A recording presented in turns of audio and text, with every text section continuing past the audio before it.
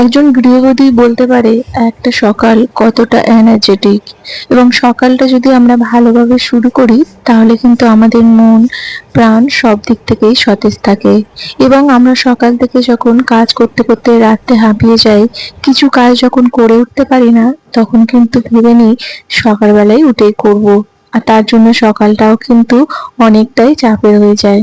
আমি যেমন করি, কিছু কিছু কাজ যখন রাতে আর একদমই পারি না, সে কাজগুলো আমি সকালের জন্য পেন্ডিং রাখি। অবশ্যই সেটা পার্সোনাল কাজ। অ্যাকচুয়ালি নিজের পার্সোনাল কাজ সকালে করা হয়ে ওঠে না, সেই জন্য রাতটা থেকে যায়। আর সেই রাতটা করতে গেলে যখন এনার্জি ফেল হয়ে যায়, সেটার জন্য কিন্তু আমি সকালে রেখে দিই। তবে সেই সকালে করি ঠিকই, তবে দিন শুরুর আগে। যেমন এই ধরো এক্সারসাইজ আর নিজের রুটিনটা আগে সেরে নিয়েছি, আর তারপরে উঠানে বেশ কিছুক্ষণ বসেছিলাম। তোমরা আমার বেশ কয়েকটা ভিডিওতে অনেকেই কমেন্ট করেছো, আজকে বেশ কয়েকজনের নামও নেব। তার আগে দেখো, আমি সকালবেলায় কিন্তু জানালাগুলো খুলে দিচ্ছি, আর সত্যি বাইরে এত সুন্দর একটা মিষ্টি রোদ, মানে ওখানে বেশ বসে থাকতেও ভালো লাগে। আর তারপরে এই যে শীত আসছে, শীতটা কিন্তু এখনো পুরোপুরি আসেনি, এখনো কিন্তু আমাদের ফ্যান চালাতেই হচ্ছে। আর তারপরেই দেখো, ফ্রেশ হয়ে নিয়েছি, নিয়ে চলে এলাম রান্নাঘরে। আমাদের মেয়েদের দিন শুরু শুধু রান্নাঘর, খাওয়া দাওয়া এইসব নিয়ে, কিন্তু আমি দিনটা শুরু করি এনার্জির সাথে, একটু কিছু হালকা ফুলকা এক্সারসাইজ। হ্যাঁ, দিনটা হয়তো শুরু করার জন্য আমার অনেক কিছু সহ্য করতে হয়, কিন্তু তাও আমি আমার আমার মতো করে আমার একটা কিছু সময় আমি বের করে নিই। আসলে কিছু পেলে কিছু হারাতে হয়, তো সেই হারানোটা যদি আমার পাওয়ার সুখ থেকে কম হয়, তাহলে আমি অবশ্যই সেই আমার হারানোটাকে দিয়ে আমি আমার নিজের সুখ পাওয়াটা অবশ্যই বেছে নেব। যাই হোক, অনেক গভীর গভীর কথা বলে ফেলছি। আর বেশ কয়েকজন বন্ধু আমাকে নোটিশ করছো যে দিদি তুমি ব্লগ ভিডিও দাও, বড় ব্লগ ভিডিও দাও। অ্যাকচুয়ালি আমার বেশ কিছু কাজের চাপের জন্য আমি ছোট ছোট ব্লগ শেয়ার করেছি এবং হাতের কাজ শেয়ার করেছি। অবশ্যই তাতে তোমাদের অনেক ভালোবাসা পেয়েছি। চলো, প্রিয়াঙ্কা দাস আমাকে কমেন্ট করেছে, দিদি তোমার রান্নার ভিডিও আমাকে আরো আরো অনেক রকম দাও, অনেকগুলো দাও, মানে এরকম। অ্যাকচুয়ালি কি বলতো, আমি রান্নার ভিডিও শুট করতে গেলে আমার খুব প্রবলেম হয়, তাও আমি মাঝে মাঝে একটা দুটো শুট করে তোমাদের সাথে শেয়ার করি। আর আজকে সকালে দেখো, সিদ্ধ ভাতটা আগে বসিয়ে দিয়েছি, আর এদিকে ময়দাটা একটু চেলে নিচ্ছি। জানো তো, ময়দা যদি বেশ কিছুদিন থাকে, ওর মধ্যে একটা সাদা সাদা পোকা দেখা যায়। তো সেটা ঠাসা করার পরে আমার বেশ এক দুবার এরকম হয়েছে যে পোকাটা দেখতে পেয়েছি। এদিকে কতটা আটা ঠাসা করে ফেলেছি, তো এই নিয়ে আমার বেশ মানে অনেক সমস্যায় পড়তে হয়েছিল। তো যাই হোক, সেই জন্য আমি সেখান থেকে কি করি, যদি 1 সপ্তাহ বা 2 সপ্তাহ হয়ে যায় ময়দাটা পুরোপুরি ইউজ না করে ফেলতে পারি, তাহলে আমি ওটাকে একটু মানে একটু আর কি চালনা দিয়ে ছেলে নিই। নিলে আমার কি হয়, আমার মনের ডাউটটা ক্লিয়ার হয়ে যায় আর কি। আর আজকে যদিও আমি ছাড়ার পরেও আমার কিছু পোকা বেরোয়নি।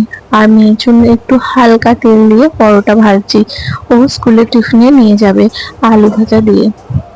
যদিও এখনকার বাচ্চারা একটু বেশিরভাগ পাস্তা, চাউমিন এই সব খাবারগুলো নিয়ে যেতে পছন্দ করে, আবার যখন এগুলো বোরিং হয়ে যায় তখন ওদের মধ্যে কোথায় কেক, পেস্ট্রি কেক, তারপরে স্টার কেক এই ধরনের খাবারে আসক্ত হয়ে পড়ছে। আমি চেষ্টা করি 1-2 বার দিতে, কিন্তু ওই যে 1-2 বার দিলেও ওদের মনে একটা বাসনা থেকে যায়, আমাকে ওইটাই দিতে হবে। তাছাড়া আবার আমি এটাও দেখেছি, যেহেতু অন্যান্য বাচ্চারা নিয়ে যায়, তাই ওদেরও মনের মধ্যে মানে একটা কৌতূহল জায়গা, আমার মা কেন এই টিফিনটা দেয় না। তো সেই জন্য একটু মাঝে মাঝে দিই, তাও আমি বলতে পারো মাসে 1 বার হয়তো। তাও যেদিন হয়তো খুব মুশকিলে পড়ে যায়, সময় হয়ে ওঠে না তখন।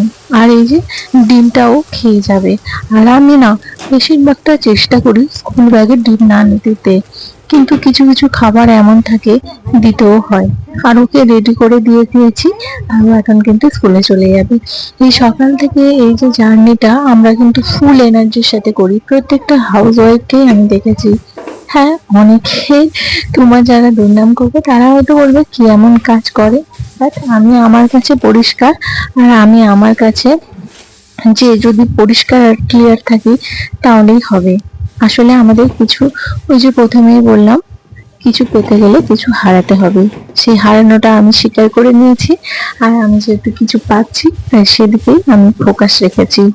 আমার এই ইউটিউব জার্নি আর কিছু কাজ, যারা যারা আমার ভিডিও দেখো তারা অবশ্যই জানো। আর আগামী দিনে যারা মানে ব্লগার হতে চাও তারাও একটু চেষ্টা করে দেখতে পারো।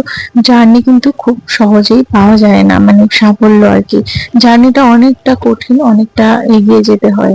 আমরা অনেক অনেক জার্নিতে ফেলিওর হয়েছি, তাও কিন্তু পিছিয়ে থাকিনি। আসলে আমরা কিছু না কিছু চেষ্টা করি কিছু এগিয়ে যাওয়ার জন্য, কিছু কাজ করতে। কিছু কিছু সময় আমরা থেমে যাই যে আর পারবো না, আমার দ্বারা হয়তো হবে না। এরকম আমারও অনেকবার হয়েছে। এই ধরো ইউটিউব ভিডিও, আবার পড়াশোনা, আবার জব, কম্পিটিটিভ পড়াশোনা, ফেলুর। কিন্তু একটা সময় যখন এসে যায় থেমে যায়, যে সেদিকে আমার আর পথ নেই। তাই যাই হোক, সকালের কাজকর্ম তো সারা হয়ে গেছে। আর এবারে আমি স্নান টান গুলো সেরে নিয়েছি। আসলে স্নানটা সকালে করার খুব ইচ্ছা থাকে, কিন্তু এই যে কিছু কিছু কাজ এমন থাকে সকালে না করলে সেটা আবার পিছিয়ে যায়। তাই আমি চেষ্টা করি কাজ যা যখনই করি না কেন সকাল আর বিকেল সময় মতো দুপুরে যা যা কাজ হয় সেগুলোকে সেরে ফেলতে। হ্যাঁ, ঠাকুরঘরটা আমার যখন অনেক ভারী করে রান্না করি তখন ঠাকুরঘর উঠে সারতে ভীষণ কষ্ট হয়। তখন আমি কি করি, বেশিরভাগটা আগে স্নান করে ঠাকুরঘরটা সেরে নিয়ে তারপরে আমি রান্না করি।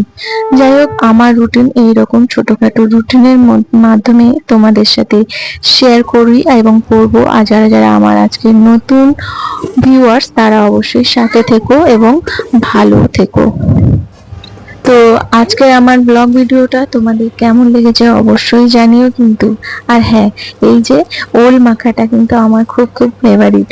আর তোমাদের কারের ওল মাখা ভালো লাগে তারা কিন্তু অবশ্যই অবশ্যই জানাবে। আর এই যে খাওয়া দাওয়া সেরে বর্মশাই যাচ্ছেন ডিউটি আর আমি যাচ্ছি মেয়েকে আনতে। আর দুজনেই কিন্তু এখন সাইকেল ক্যারি করবো। তো টাটা।